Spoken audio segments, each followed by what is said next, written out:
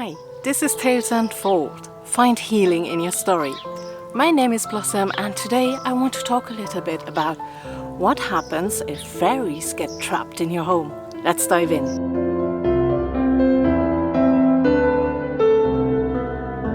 If you are familiar with this channel, you might know of my love for the Fae. I love working with them. They are a big part of my life. However, what I want to talk about today is what happens if not everything goes as smoothly.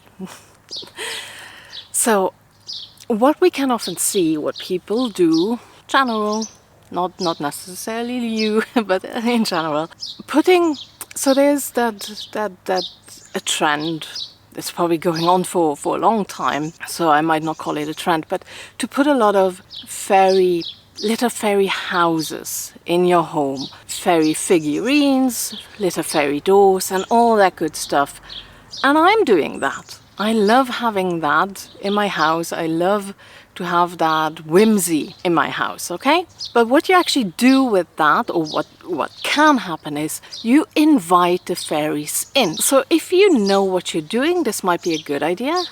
But if you don't really know, it can cause some difficulties in your home. When we talk about the elementals here, so the salamanders, the sylphs, the undines, gnomes, those types of fairy, they need to be outside. They need to work with flora and fauna. They don't want to be inside. If they somehow get trapped in your home, they might get disgruntled and cause some disruptions in your home. So if you invited them in, either consciously or subconsciously, by building little fairy houses or fairy gardens in your home, and so they are inside and they can't get outside anymore, you might experience some very strange phenomena in your home. So something that happens quite often is that things start to disappear. So this can be your jewelry, your keys, of course it's always the keys, or whatever, something sentimental to you, and suddenly it disappears. And you're looking for it, and you're looking for it, and you're very sure that you left it there, and suddenly it disappears. That can be the work of the Fae.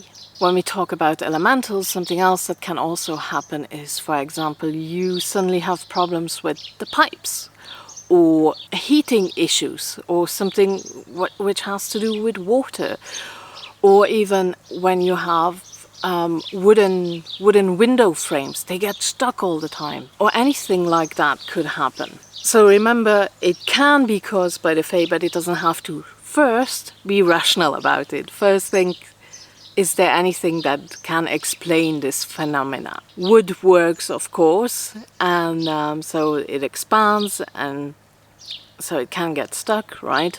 Pipes, make sure your pipes are okay.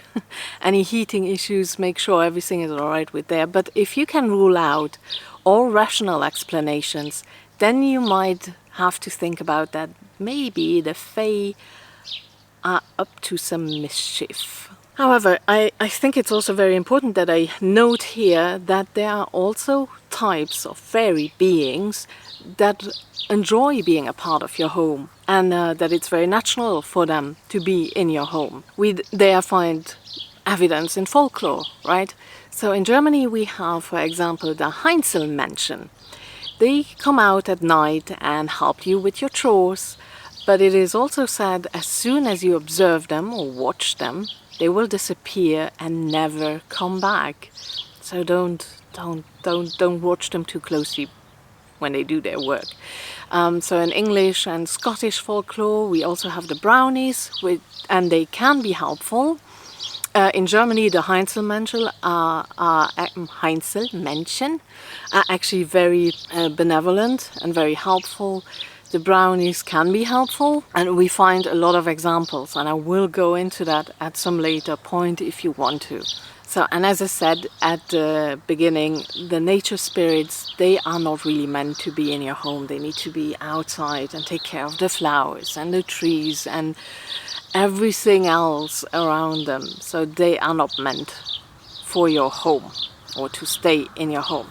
However, the whole thing with trapped, so I use that a bit more lightly. I don't think they get trapped in the sense that they have no idea how to get out anymore. Maybe they just try to get your attention, and maybe they actually want you to work with them.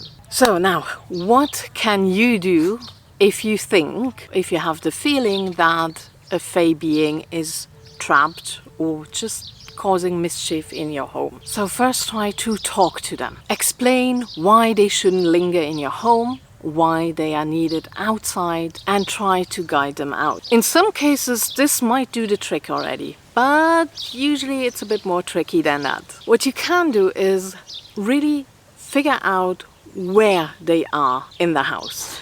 That you can do by dowsing. Simple yes, no answers will do. So you can ask, are you on the first floor, on the second floor? Are you in the garage? Are you in the bedroom? Are you, just asking the yes and no questions. So if you don't know about dowsing or you are not used to dowsing, this falls away. Maybe you figure it out by other forms of divination. Maybe you can use your tarot cards or oracle cards. Or you just simply ask and see if you can get any images. So try to connect with them, take a few deep breaths, right? Meditate on it and see if you receive any images or words or anything like that. When you were actually able to connect with them, then again you can try to just talk to them and explain again why they shouldn't be there, why they should be outside. And you can even, if you have a garden or even if you just have a balcony, you can dedicate a flower to them, or a tree if you have a garden, or a shrub or anything like that, and ask them to take care of that. But like I said, it can be tricky.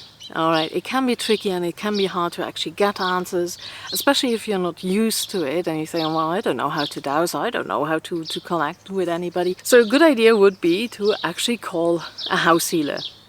Shameless, I know. But a house healer is more experienced to tune in, can find out via dowsing where they are, why they are there, and how to bring them out again into either the garden, or that really depends where you live, right? If you have a garden, onto the balcony. If you have any plants for them, you can try it like that. A house healer does, of course, many more things, but part of a house healing job, it's a small part, but it's to talk to the elementals, the Fae beings, and try to rebalance those energies as well. A house healer also doesn't have to come into your house.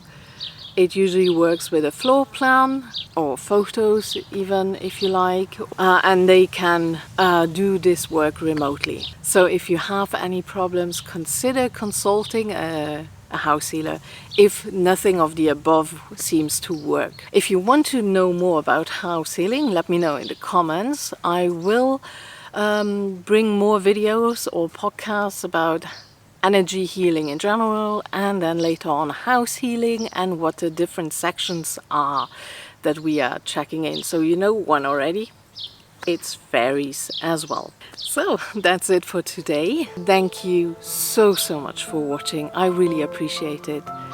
I hope your world is kind. Much love and bye.